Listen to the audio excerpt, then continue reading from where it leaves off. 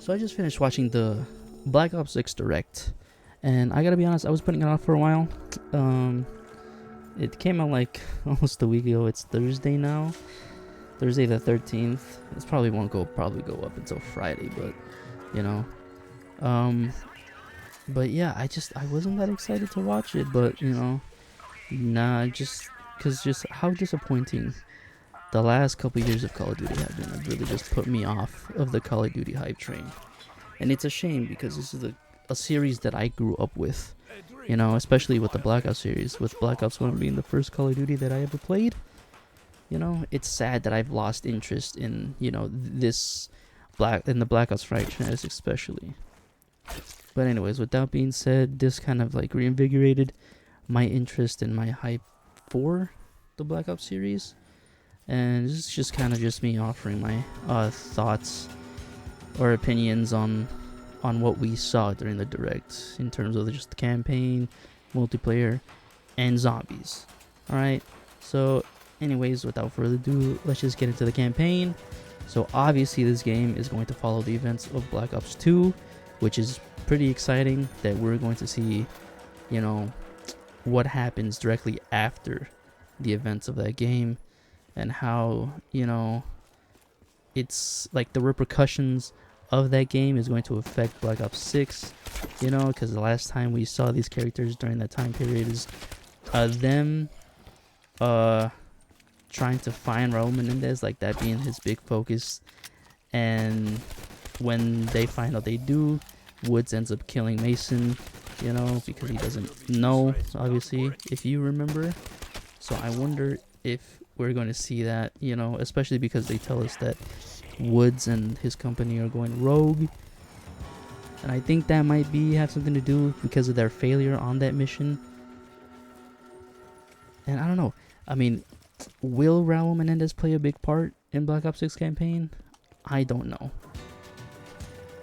Yeah, but it'll be really interesting to see if he does show up in any sort of capacity.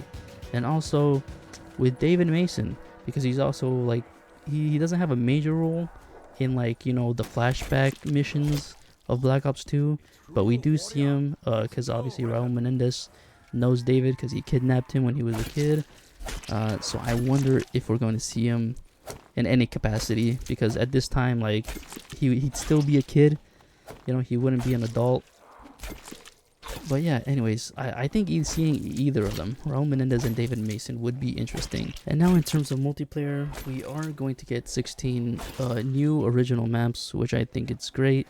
As much as I love seeing, remasters or remakes of like old maps, I'm glad that we're finally getting like a full like 16 maps that are just we've never seen before. Obviously, like in DLC, if they want to bring back maps, I think that's fine.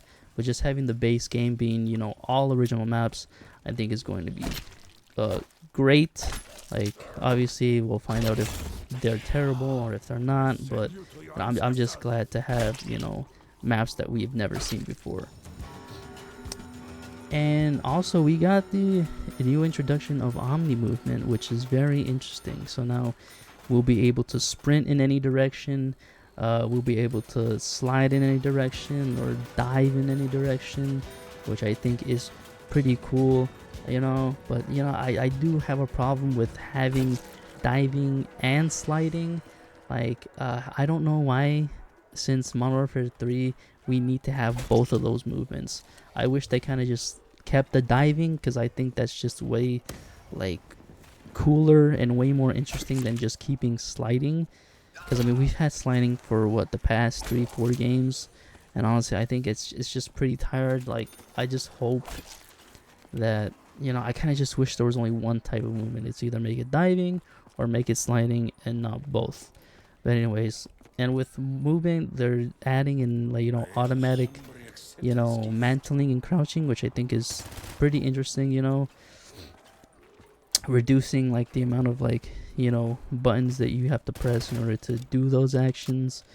So, for example, obviously automatic mantling really needs no like explanation. With the crouch, it's like you find like little crevice that you need to crouch, you run up to it, you automatically slide.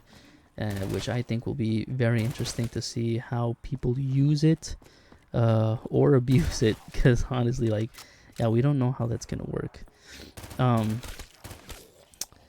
Anyways, yeah, it's like, and with the gunsmith, like, obviously gunsmith, we saw like one image of it. It looks like it's gonna be the same as, you know, the previous titles, but I don't know how I feel about that. I hope it's different.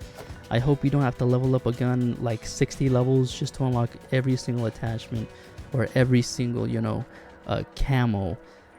You know, that's just, you know, my one hope with just the weapons in this game, that it isn't just such a grind for every single weapon, you know, because I hate that they did that just to, you know, increase playtime.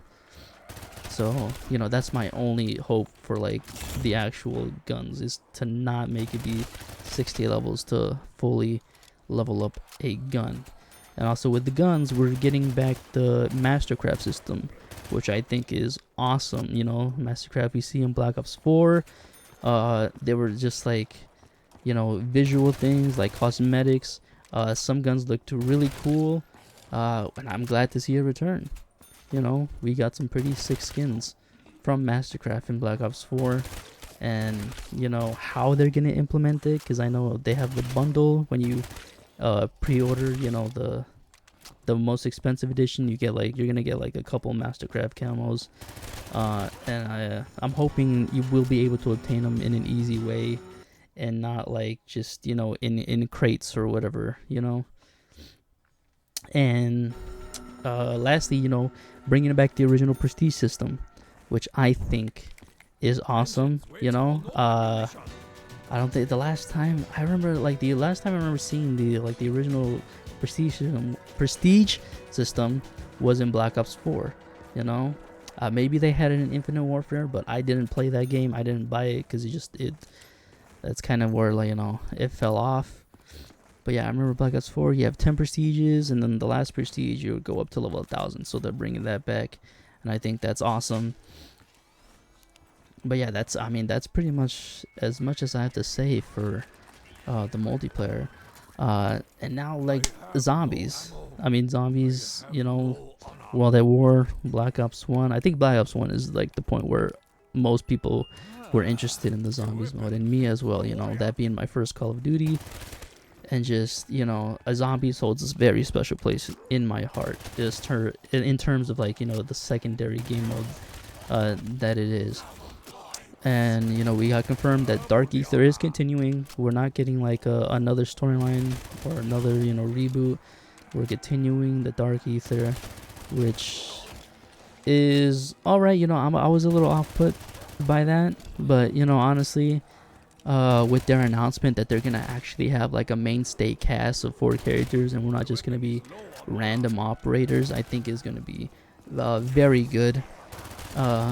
Because like in the Dark Ether and Cold War, I just did not care about the storyline. I have to be honest. The characters in there, I just did not care about what happened with Samantha, with Weaver, with, you know, the other people that are part of Requiem. I just, you know, the story just was not that great or that interesting in my opinion. The gameplay was great, and I hope the gameplay continues to be that in the new zombies, because they had the gameplay to a T. But yeah, I'm just glad like we're finally getting a main cast. You know, Weaver also being a part of that main cast. I hope we like actually start to care about these characters and what happens to them, instead of just being a random nameless operator. And also the return of Gobblegums, which I think like nobody was even expecting, to be honest, considering that Black Ops 4 got rid of them and just replaced it with elixirs. My hope for Gobblegums is that, you know, I hope, like, you know, because we had Liquid Divinium on Black Ops 4, no, Black Ops 3, and in Black Ops 4 we had Neblulium Plasma, I believe it was called. I do not remember. I hope that's easier to get in this game, because I know in Black Ops 4 we had, you know, daily missions where you could get the Neblulium Plasma, which really helped a lot. I thought that was really great. I hope they bring that back so we can just get more more of the whatever kind of currency they're gonna make us use to get the gobblegums, because that was a real problem in Black Ops 3. You know, I think mostly everybody resorted to just buying the liquid divinium instead of just grinding for it. Of course, people are gonna grind for it, probably not spend that much money, but yeah, my hope is that they just make it easier for us to like actually get access to, you know, the much rarer gobblegums. So that's pretty much it. Pretty much just my thoughts and opinions on just Black Ops 6. I know going forward we're gonna see a lot more, especially from multiplayer in August, and hopefully we get to see more of zombies as well. And I'm definitely looking forward to those things when they come out and checking them out. And I guess we just again we'll just have to wait and see. So see ya.